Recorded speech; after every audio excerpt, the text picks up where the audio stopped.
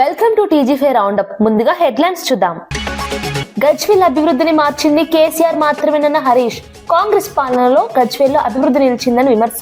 కేసీఆర్ హయాంలోని సాగునీరు సంక్షేమం అభివృద్ధి చెందిందని వ్యాఖ్య. అభివృద్ధి కావాలంటే బీఆర్ఎస్ కి ఓటేయాలని పిలుపు. గౌరెల్లి ప్రాజెక్టు నీళ్లు రాకపోతే ఓట్లు అడగనన్న పొన్నం. రైతులకు నీరు అందించడమే ప్రభుత్వ ప్రధాన లక్ష్యమన్న మంత్రి. ప్రాజెక్టు జాప్యానికి బాధ్యత తీసుకుంటామన్న పొన్నం. గౌరెల్లి పూర్తయ్యే వరకు వెనక్కి తగ్గనని స్పష్టం.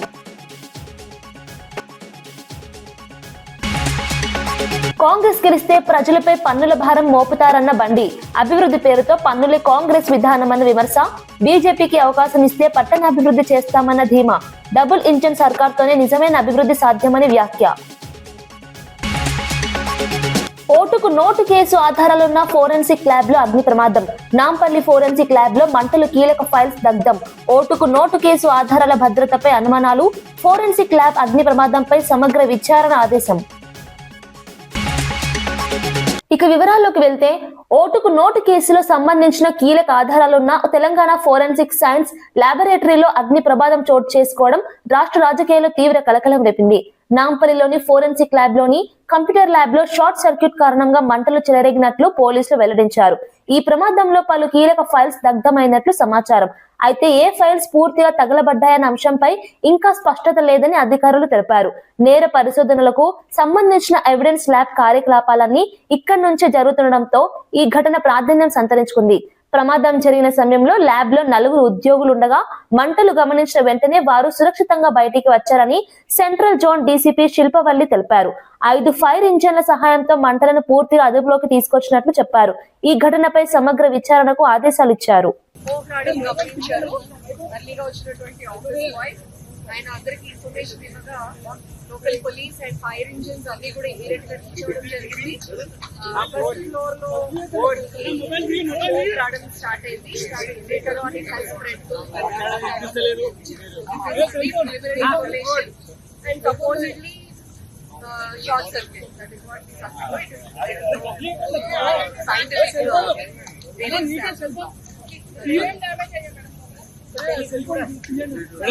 కేసులకు సంబంధించిన ఆధారాలన్నీ, సాక్ష్యాలన్నీ ఇక్కడే ఉంటాయి కదా, అదేమన్నా సేఫ్ గా ఉన్నట్టు ఏమైనా గుర్తించారు? మొత్తం అంతా తగ్గిన తర్వాత కానీ కాన్సే ఇంకా మంటలు ఉన్నాయి మేడం? అదుపులో మంటలు లేవు, ఓన్లీ స్లో కంబషన్. మేడం, ప్రమాదం ఎలా జరిగింది అనేది మన అంచనా లేదు. Probably short circuit. ఎంతమంది సిబ్బంది ఉండే మేడం లోపల? సిబ్బంది ఎవరు లేరు. There is no person. ఒక్క ఆఫీస్ పై చూసినతనే కొంచెం ఆయన ఇనీషియల్ గానే ఫైర్ ఎక్స్టింగ్విషర్ యూజ్ చేసి అది తగ్గించడానికి ట్రై చేశాడు, కానీ ఆయనకు కూడా కొంచెం అస్వస్థతకు లోనై also was admitted in hospital. ఇంకా అప్పటికి ఆఫీస్ ఓపెన్ అవ్వలేదు కాబట్టి దేర్ ఆర్ హార్డ్లీ 3-4 పీపుల్. వాళ్ళందరూ ఇమీడియట్ గా బయటకి ఇవాక్యుయేట్ అయ్యారు. Police department.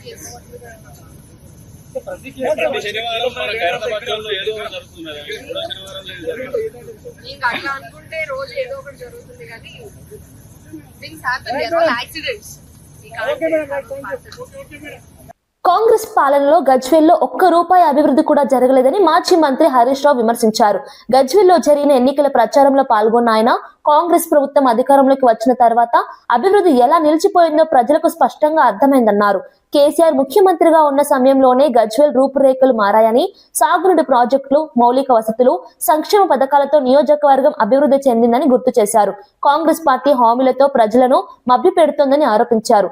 గజ్వేల్ ప్రజలు అభివృద్ధిని చూసిన వారని, మళ్లీ అదే అభివృద్ధి కావాలంటే బీఆర్ఎస్ కే మద్దతు ఇవ్వాలని పిలుపునిచ్చారు.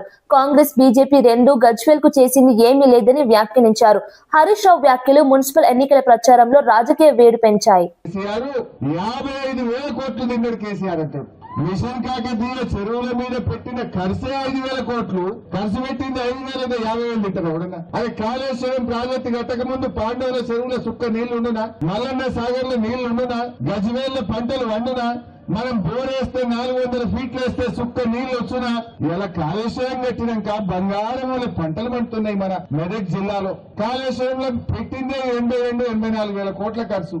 1,00,000 కోట్లు తిన్నారని బదనాం చేస్తారు. అంటే ఏం చేయొద్దు, మీ లెక్క దద్దమ్మ లెక్క కూర్చోవాలి, ప్రజలకి ఏం పని చేయొద్దా? కేసీఆర్ కాళేశ్వరం కట్టింది కనుక ఇలా బంగారు మూల పంటలు పండుతున్నాయి మా మెదక్ జిల్లాలో. బంగారు మూల మా రైతులు బతుకుతున్నారు. ఇలా భూముల ధరలు పెరిగినాయి కేసీఆర్ వచ్చినాక. గౌరెల్లి ప్రాజెక్టు ద్వారా కాలువలకు నీరు అందకపోతే రాబోయే ఎన్నికల్లో ఓట్లు అడగనని చెప్పే ధైర్యం తనకు ఉందని మంత్రి పొన్నం ప్రభాకర్ స్పష్టం చేశారు. ఒక కార్యక్రమంలో మాట్లాడిన ఆయన రైతులకు నీరు అందించడమే ప్రభుత్వ ప్రధాన లక్ష్యమన్నారు. ప్రాజెక్టు పనుల్లో జాప్యం జరిగితే బాధ్యత తీసుకుంటామని తెలిపారు. రైతుల సమస్యలపై రాజకీయాలు చేయకుండా పరిష్కారాలు చూపాలన్నారు. సాగునీటి అందితేనే వ్యవసాయం బాగుపడుతుందని, రైతుల ఆర్థిక పరిస్థితి మెరుగవుతుందని చెప్పారు. కాంగ్రెస్ ప్రభుత్వం అధికారంలోకి వచ్చిన తర్వాత ప్రాజెక్టులపై ప్రత్యేక దృష్టి పెట్టిందన్నారు. గౌరెల్లి ప్రాజెక్టు పూర్తయ్యే వరకు తాను వెనక్కి తగ్గనని స్పష్టం చేశారు. ఈ వ్యాఖ్యలు రైతుల్లో ఆశలు రేకెత్తిస్తున్నాయి.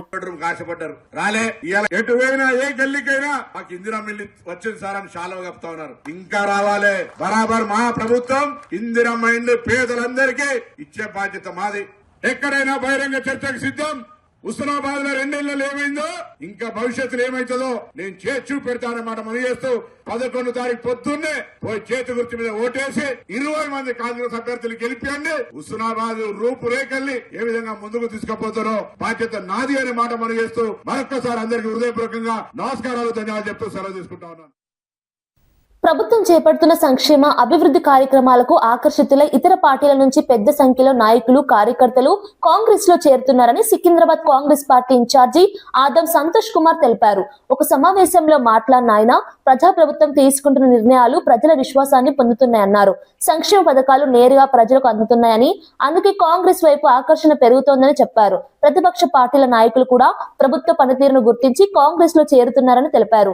రాబోయే మున్సిపల్ ఎన్నికల్లో కాంగ్రెస్ విజయమే లక్ష్యంగా కార్యకర్తలు పనిచేయాలని పిలుపునిచ్చారు. ప్రజలకు ఇచ్చిన మాట నిలబెట్టుకునే పార్టీ కాంగ్రెస్ మాత్రమేనని స్పష్టం చేశారు. ఈ చేరికలు రాష్ట్ర రాజకీయాల్లో ప్రాధాన్యం సంతరించుకుంటున్నాయి.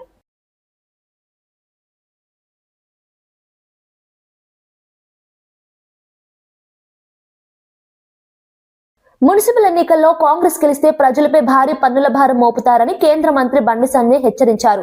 కరీంనగర్ జిల్లా మల్కాపూర్, లక్ష్మీపూర్ డివిజన్లలో ఎన్నికల ప్రచారంలో పాల్గొన్న ఆయన ఈ వ్యాఖ్యలు చేశారు. కాంగ్రెస్ పార్టీ అధికారంలోకి వస్తే అభివృద్ధి పేరుతో పన్నులు పెంచడమే తప్ప ప్రజలకు మేలు చేయదని విమర్శించారు. గతంలో కాంగ్రెస్ పాలన ప్రజలపై ఎలా భారం వేసిందో ప్రజలకు గుర్తుందన్నారు. బీజేపీ అధికారంలో ఉన్న చోట్ల కేంద్ర నిధులతో అభివృద్ధి జరుగుతోందని చెప్పారు.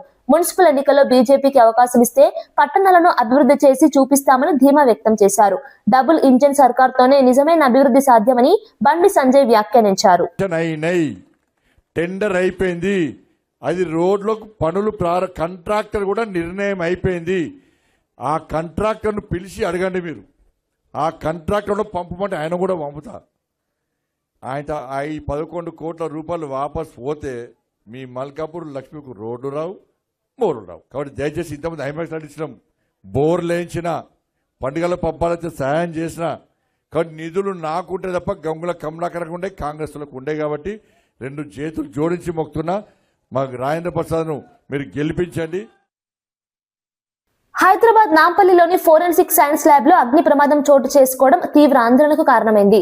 కంప్యూటర్ ల్యాబ్ లో షార్ట్ సర్క్యూట్ కారణంగా మంటలు చెలరేగినట్లు అధికారులు తెలిపారు. ల్యాబ్ నుంచి దట్టమైన పొగలు రావడంతో పరిసర ప్రాంతాల్లో భయాందోళన నెలకొంది. సమాచారం అందుకున్న వెంటనే అగ్నిమాపక సిబ్బంది ఘటనా స్థలానికి చేరుకొని మంటలను అదుపులోకి తీసుకొచ్చారు. నేర పరిశోధనలకు సంబంధించిన కీలక కంప్యూటర్ డేటా ఇక్కడే ఉండటంతో ఈ ఘటన ప్రాధాన్యం సంతరించుకుంది. ప్రమాద సమయంలో సిబ్బంది లోపల లేకపోవడంతో ప్రాణ నష్టం జరగలేదని అధికారులు తెలిపారు. అగ్ని ప్రమాదానికి గల కారణాలపై పూర్తి స్థాయి విచారణ చేపట్టనున్నట్లు వెల్లడించారు. ఇప్పటికే ఓటుకు నోటు కేసుకు సంబంధించిన ఫైల్స్ భద్రతపై చర్చ జరుగుతున్న నేపథ్యంలో ఈ ఘటన రాజకీయంగా కూడా చర్చనీయాంశంగా మారింది.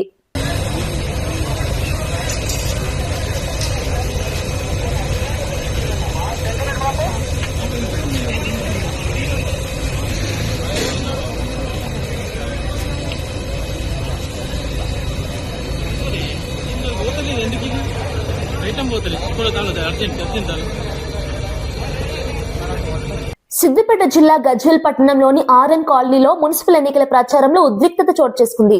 బీఆర్ఎస్, కాంగ్రెస్ వర్గాలు పరస్పరం దాడులకు దిగడంతో పరిస్థితి ఉద్రిక్తంగా మారింది. ఇరు వర్గాల మధ్య మాటల తూటాలు దాడుల వరకు వెళ్లడంతో పోలీసులు జోక్యం చేసుకుని పరిస్థితిని అదుపులోకి తీసుకొచ్చారు. హరీష్ రావు ప్రచారానికి రావడానికి ముందే ఈ ఘర్షణ చోటు చేసుకోవడం ప్రాధాన్యం సంతరించుకుంది. ఎన్నికల ప్రచారం నేపథ్యంలో గజ్వేల్లో రాజకీయ వేడి పెరుగుతోందని స్పష్టమవుతోంది. ఘటనలో కొందరికి స్వల్ప గాయాలయ్యాయని సమాచారం. పోలీసులు కేసులు నమోదు చేసి విచారణ ప్రారంభించారు. మున్సిపల్ ఎన్నికల నేపథ్యంలో ఇలాంటి ఘటనలు జరగకుండా చర్యలు తీసుకుంటామని అధికారులు తెలిపారు. ఈ ఘటన గజ్వేల్ రాజకీయాల్లో కలకలం రేపింది.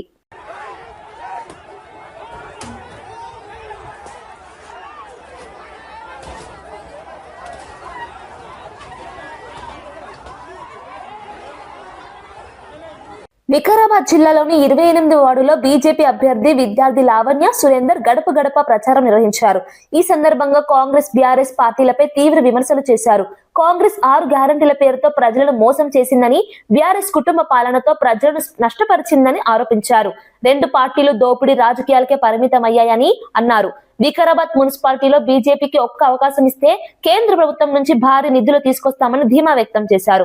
ప్రజల సమస్యలు తెలుసుకుంటూ ఇంటింటి ప్రచారం నిర్వహించారు. పట్టణ అభివృద్ధికి కేంద్ర ప్రభుత్వ సహకారం ఎంతో అవసరమని తెలిపారు.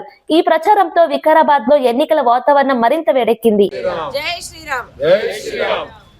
మిత్రులందరికీ, ఈ ప్రియమైన ఓటర్లకు మా యొక్క విజ్ఞప్తి ఏంటంటే, ఈసారి అవకాశం ప్రతిసారి మనము టీఆర్ఎస్ ప్రభుత్వానికి ఇచ్చాము, కాంగ్రెస్ ప్రభుత్వానికి ఇచ్చాము.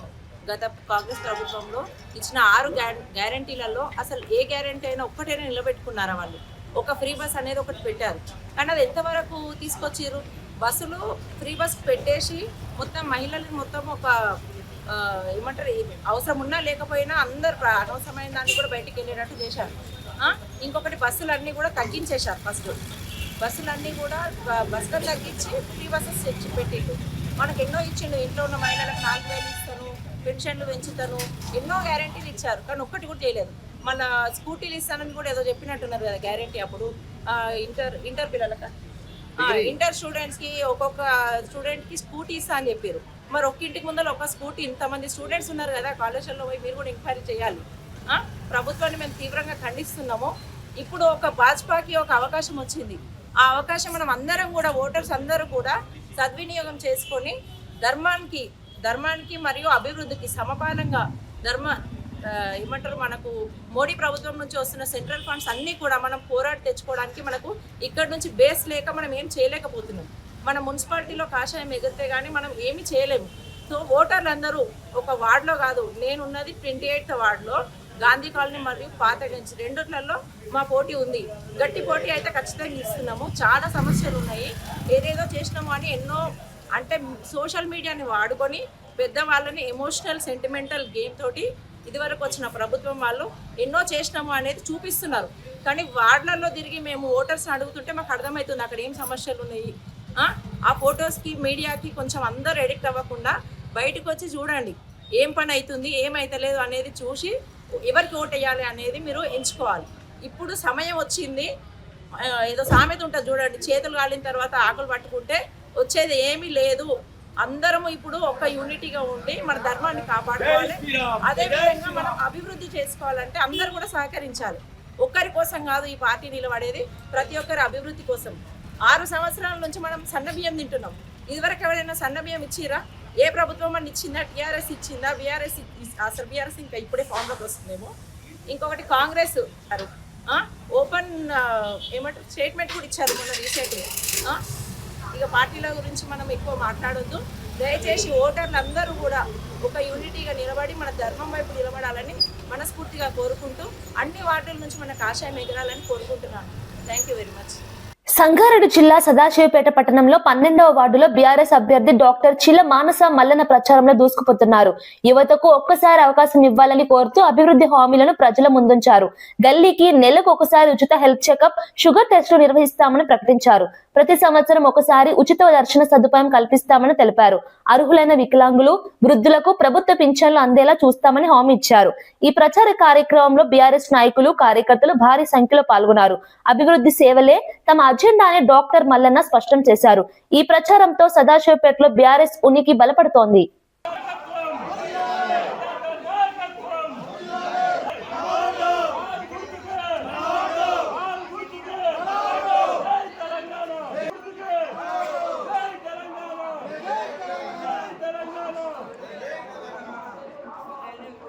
నమస్కారం. నా పేరు డాక్టర్ చీలా మానస. నేను ఎంబీబీఎస్ చదువుతున్నాను. నేను 12వ వార్డ్ బీఆర్ఎస్ బలపరిచిన 12వ వార్డ్ కౌన్సిల్ అభ్యర్థిని. నేను ఈ గల్లీని నన్ను గెలిపించుకుంటే సేఫ్ గల్లీ, క్లీన్ గల్లీ అండ్ హెల్తీ గల్లీగా మార్చుకుంటాను. నేను మౌలిక సదుపాయాల్లో ఎటువంటి ప్రాబ్లమ్స్ ఉన్నా నేను సాల్వ్ చేయడానికి కృషి చేస్తాను. కాబట్టి ప్రతి ఒక్కరూ కారు గుర్తుకి మాత్రమే ఓటు వేసి నన్ను గెలిపించగలరని ప్రార్థిస్తున్నాను. ఈ ఒక్కసారి ఛాన్స్ ఇవ్వండి. మాలాంటి యువతకి ఛాన్స్ ఇస్తే ఏం చేస్తామో మేము డెవలప్మెంట్కి చూపిస్తాం. జై తెలంగాణ, జై. ఫిబ్రవరి 11న జరగనున్న మున్సిపల్ ఎన్నికల్లో వైరా మున్సిపాలిటీపై కాంగ్రెస్ జెండా ఎగురవేయడం ఖాయమని జిల్లా కాంగ్రెస్ అధ్యక్షులు నూతి సత్యనారాయణ, ఎమ్మెల్యే మాలోత్ రామదాస్ నాయక్ ధీమా వ్యక్తం చేశారు. ఖమ్మం జిల్లా వైరా నియోజకవర్గ కేంద్రంలోని ఎన్వీఎస్ గార్డెన్ లో మున్సిపల్ ఎన్నికలపై ముఖ్య కార్యకర్తల సమావేశం నిర్వహించారు. ప్రతి వార్డుకు ఇన్ఛార్జీలను నియమించి ఇంటింటి ప్రచారం చేయాలని కార్యకర్తలకు సూచించారు. కాంగ్రెస్ ప్రభుత్వ సంక్షేమ పథకాలను ప్రజల్లోకి తీసుకెళ్లాలని పిలుపునిచ్చారు. బీఆర్ఎస్ చేస్తున్న దుష్ప్రచారాన్ని తిప్పికొట్టాలని స్పష్టం చేశారు. గత బీఆర్ఎస్ ప్రభుత్వం రాష్ట్రాన్ని అప్పుల కుప్పగా మార్చిందని విమర్శించారు. ఈ సమావేశంతో వైరాలో కాంగ్రెస్ శ్రేణుల్లో ఉత్సాహం నెలకొంది. దుబారా ఖర్చు పెట్టి డబ్బులన్నీ దాచుకొని కవిత గారు చెప్పినట్టుగా ఆ డబ్బులతో మళ్ళా వచ్చి ప్రజల్లో ఆ డబ్బులు పెట్టి ఓట్లు కొని మున్సిపాలిటీ గెలవాలని చూస్తూ ఉన్నారు. మన గ్రామ పంచాయతీ ఎన్నికల్లో చూశారు మీరు. రాష్ట్రంలో ఎక్కడ గెలవని విధంగా 134 గ్రామ పంచాయతీలకు గాను 116 గ్రామ పంచాయతీల్ని కాంగ్రెస్ పార్టీ నియోజకవర్గంలో గెలుచుకోవడం జరిగింది. రేపు 20 వార్డులు మున్సిపాలిటీల్లో అన్ని వార్డులో మనం అభివృద్ధి కార్యక్రమాలు చేశాం. మాతో పాటు మిత్రులు తెలుగుదేశం పార్టీ వారు కూడా, సిపిఐ పార్టీ కూడా ఈ పట్టణాన్ని అందంగా తయారు చేయాలని చెప్పేసి, పట్టణం అభివృద్ధి జరగాలని చెప్పేసి కోరుకుంటున్న నేపథ్యంలో ప్రజలు అన్ని చూస్తూ ఉన్నారు. ఇలా వైరా రింగ్ రోడ్ నుంచి వైరా ప్రాజెక్టు పోయే దారి డబల్ రోడ్ వేసి ఇలా మనం సెంట్రల్ లైటింగ్ ఇచ్చాం. మన డిగ్రీ కాలేజీకి, ఇక్కడ జూనియర్ కాలేజీకి 3 కోట్ల అదనం భవనాల కోసం ఇచ్చాం. తరచూ వైరా పట్టణం అభివృద్ధి జరగాలని చెప్పి కాంక్షిస్తూ ప్రజల్లో మమేకమై పలు అభివృద్ధి కార్యక్రమాలు చేస్తున్న నేపథ్యంలో తెలుగుదేశం పార్టీ మాతో ఉన్నది. సదాశివపేటలో జరిగిన మున్సిపల్ ఎన్నికల సమావేశంలో ఎంపీ రఘునందన్ రావు పాల్గొన్నారు. 21 వార్డులో బీజేపీ అభ్యర్థులు బరిలో ఉన్నారని తెలిపారు. కేంద్రంలో విశ్వగురు మోదీ నాయకత్వంలో దేశం అభివృద్ధి దిశగా సాగుతుందన్నారు. మున్సిపాలిటీ అభివృద్ధికి కేంద్ర నిధులు తీసుకొస్తామని హామీ ఇచ్చారు. కాంగ్రెస్, బీఆర్ఎస్ పార్టీలపై తీవ్ర విమర్శలు చేశారు. 6 గ్యారంటీల్లో ఒక్కటైనా అమలు కాలేదని ఆరోపించారు. పేదలకు ఇండ్లు, మౌలిక వసతులు బీజేపీతోనే సాధ్యమని అన్నారు. ప్రజలతో ఉండే పార్టీ బీజేపీనేనని పేర్కొన్నారు. మున్సిపాలిటీపై బీజేపీ జెండా ఎగరాలని పిలుపునిచ్చారు. నీళ్లు పట్టుకోవాలంటే ఏ కాలనీలోకి పోయి గుంత ఇంత మోకాల బట్టి గుంతలు తీసుకొని ఆ గుంతల నుంచి నీళ్లు తీసుకుంటారు. మరి అందరూ సిటీగా చేసుకొచ్చి సెంట్రల్ ఫండ్స్ నుంచి సాధ్యం అవుతుందని తెలియజెప్తూ, మరి ముఖ్యంగా ఈ ఎలక్షన్స్ రాగానే ఇప్పుడు ఎమ్మెల్యే ఒక ఆయన తిరుగుతా ఉన్నాడు. మొన్న పట్టణాలలో అంతా తిరిగిండు. మొన్న సదాశివపేట పట్టణ ఏం చెప్పిండే అంటే, మీ అందరికి కూడా 200 పింఛన్ 2000 పెంచినా అన్నాడు కేసీఆర్. ఆయనకి ఇష్టమైంది ఏంటంటే ఇవే కాబట్టి 2000 పింఛన్ పెంచినా అని చెప్పిండు.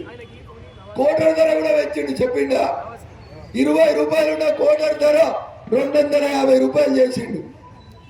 ఈయన 8 సీసాలు కూడా ఒకటికి 200 పింఛన్ ఇస్తే 20 రూపాయలకు కోటర్ వస్తే 10 సీసాలు వస్తుండే. వీడు పింఛన్ 2000 పెంచి కోటర్ ధర 240 పెంచిండు. వ్యవస్థను మొత్తం తాగుబోతుల వ్యవస్థగా మార్చిండు. ఏ పల్లెటూరు కన్నా పోయి చూడు, సెలవులు వస్తే మీరు మీ అమ్మమ్మ వాళ్ళు ఊరుకో, నాయనమ్మ ఊరుకో పోయి చూడు. పల్లెటూరులో కిరాణా దుకాణంలో ఉప్పు లేకపోవచ్చు, పేస్ట్ లేకపోవచ్చు, కానీ పొద్దుగాల 7 గంటలకి దుకాణం తీయగానే ఏం దొరుకుతాయంటే దొరుకుతున్నాయా? ఇగో ఇది 10 ఏళ్ల తెలంగాణలో బంగారు తెలంగాణ కాలే, తాగుబోతుల తెలంగాణ అయింది. ప్రతి కిరాణా దుకాణంలో కోటర్ సీసాలు అమ్మే పరిస్థితి తీసుకొచ్చింది.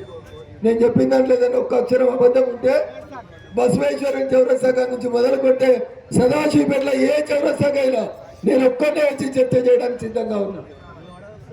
అది ఆలోచించాల్సినటువంటి విషయం. అందుకని కౌన్సిలర్లు అయితే వేరే వాళ్ళకి దయచేసి చేయకూడదు. మరోసారి హెడ్లైన్స్ చూద్దాం.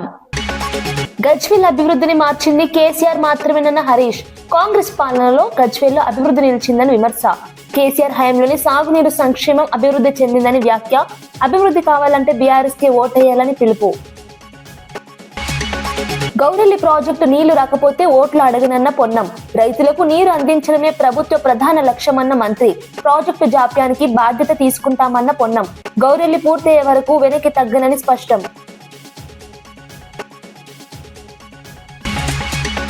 కాంగ్రెస్ గెలిస్తే ప్రజలపై పన్నుల భారం మోపుతారన్న బండి. అభివృద్ధి పేరుతో పన్నులే కాంగ్రెస్ విధానమన్న విమర్శ. బీజేపీకి అవకాశం ఇస్తే పట్టణాభివృద్ధి చేస్తామన్న ధీమా. డబుల్ ఇంజన్ సర్కార్తోనే నిజమైన అభివృద్ధి సాధ్యమని వ్యాఖ్య. ఓటుకు నోటు కేసు ఆధారాలున్న ఫోరెన్సిక్ ల్యాబ్ లో అగ్ని ప్రమాదం. నాంపల్లి ఫోరెన్సిక్ ల్యాబ్ లో మంటలు, కీలక ఫైల్స్ దగ్ధం. ఓటుకు నోటు కేసు ఆధారాల భద్రతపై అనుమానాలు. ఫోరెన్సిక్ ల్యాబ్ అగ్ని ప్రమాదంపై సమగ్ర విచారణ ఆదేశం.